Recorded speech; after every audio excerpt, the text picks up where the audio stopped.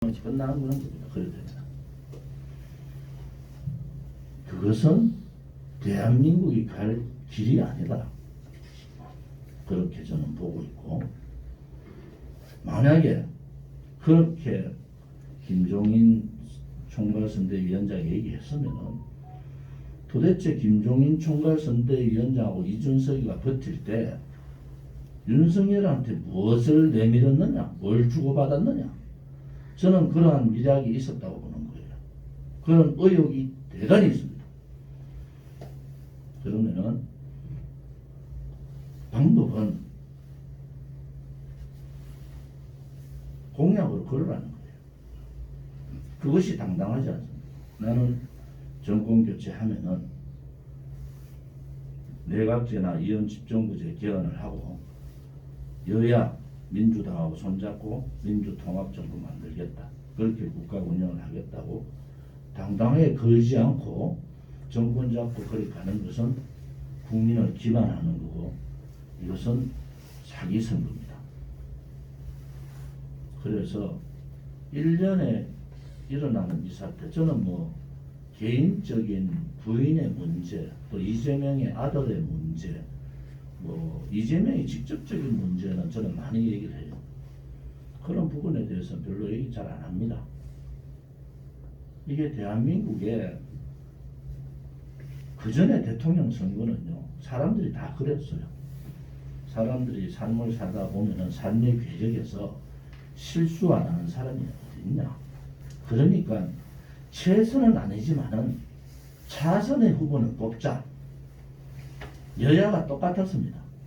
근데 지금은 최악의 후보를 뽑는 상황이 왔어요.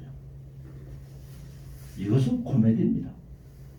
이게 바로 양당, 거대 양당의 폐해라는 거죠. 거대 양당이 후보를 정해놓고 그 사람이 최악의 후보가 되든 불법적인 후보가 되든, 그렇지 않으면 국민들의 자존심을 굉장히 상하게 하는 후보가 되든 도덕적이나 법률적으로 문제가 되더라도 양당이 뽑으면 거기에 따라가야 되는 이러한 양당 체제의 폐해다. 국민은 엄청나게 다양화가 되고 있고, 지금 MZ세대가 MZ세대가 다 그렇잖아요. 엄청나게 다양하게 있는데 이놈의 정치만 기득권 세력에 의해서 묶여가지고 혹은 지역적으로 갈라치기 하고 이념적으로 갈라치기 해서 양당 후보 아니면 안 되는 구도를 만들고 있다. 그래서 우리 공화당은 국민의 명령인 정권교체 하자. 그런데 이참에 정치혁명도 같이 좀 하자. 첫째는 부정부패 정치인들 절대 앞으로 정치 못하게 하자.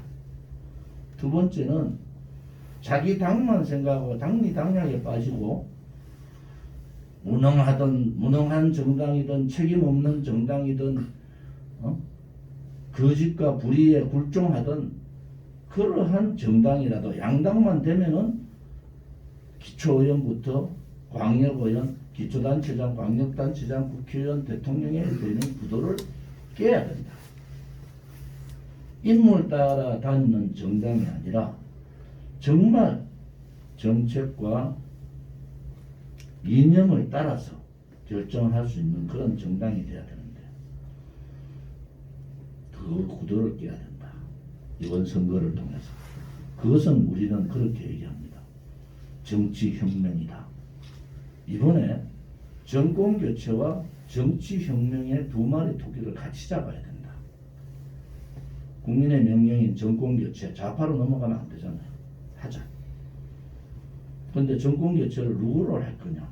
이렇게 문제가 많은 사상에 자기를 지지하는 사람들하고 전혀 다른 생각을 갖고 있는 사람으로 가야 되느냐. 저는 아니라고 보는 사람. 두 번째는 정치혁명? 또 사람 따라다니는 정치. 국민은 뒷전이고 자기 당략에 자기들의 이익에 빠지는 그러한 정치를 몰아내고 양당 구도의 정치 체제를 바꾸자. 그것이 정치 혁명입니다. 그래서 깨끗한 정치, 당당한 정당, 그리고 국민과 함께하는 정권. 우리 공화당은 그렇게 구호를 하고, 국민들은 보수를 지지하는 국민의 55%에서 60%는 그대로 있습니다. 정당들이 왔다 갔다 했죠. 국민들이 잘못한 게 아니잖아요. 정당들이 왔다 갔다 한 겁니다.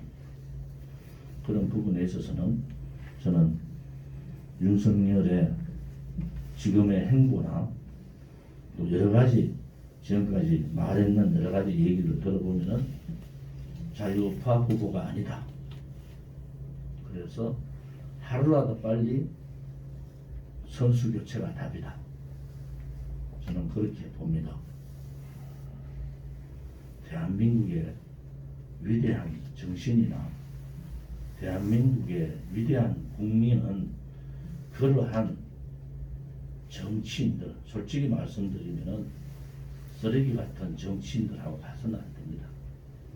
5년을 후회하지 말고 제대로 된 선택을 하는 것이 맞다. 저는 그렇게 보고 있고요.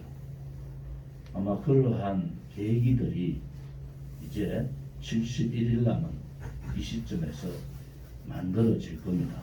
우리 공화당은요, 선관위 집계로 저희들은 45만 당원에 6만 책임 당원이 있습니다.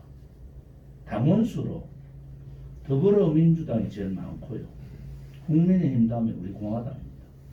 그런데 우리 공화당은 왜 철저하게 좌파 언론 방송이나 보수 언론 방송들이 외면하고 보도하지 않겠습니까?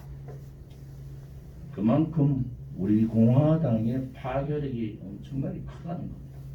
제가 후보 등록을 하고 20억 가까이가 후원금이 거쳤어요. 후보 후원금.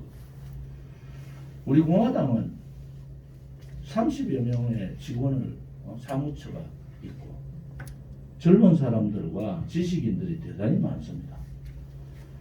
얼마 전에도 40대 서울법대 출신 변호사, 30대 변호사들이 자진 입당을 했어요. 우리 공화당의 최고위원 중에서 윤석열 서울법대 동기생도 있습니다. 천직 교수도. 그런데 우리를 털딱이라 얘기하고 거구라고 몰아붙인 그들이 도대체 우리 공화당을 알긴 아나. 우리가 박근혜 대통령을 얘기하는 것은 박근혜 대통령의 탄핵 자체가 불법이고 거짓이기 때문에 그렇습니다. 2017년 3월 10일 날 박근혜 대통령에서 파면당한 그 자리에서 5분이 돌아가셨어요. 그 현장에 저는 있었고 그 돌아가는 시체를 저는 직접 봤고, 그런데도 대한민국의 어느 언론 방송도 보도하지 않았습니다. 그때 그 자리에 있었던 많은 분들이 나라가 망했다, 언론이 죽었다, 대한민국 건국이후에 단일 그 짧은 단일 시간에 가장 많은 분들이 돌아가셨어요. 그것은 묻어야 될 사실이 아니지 않습니까? 결국은 3년 후에 제가 국정감사에서 밝힙니다. 소방청에서 인정을 합니다. 4분이 돌아가신 건 맞다.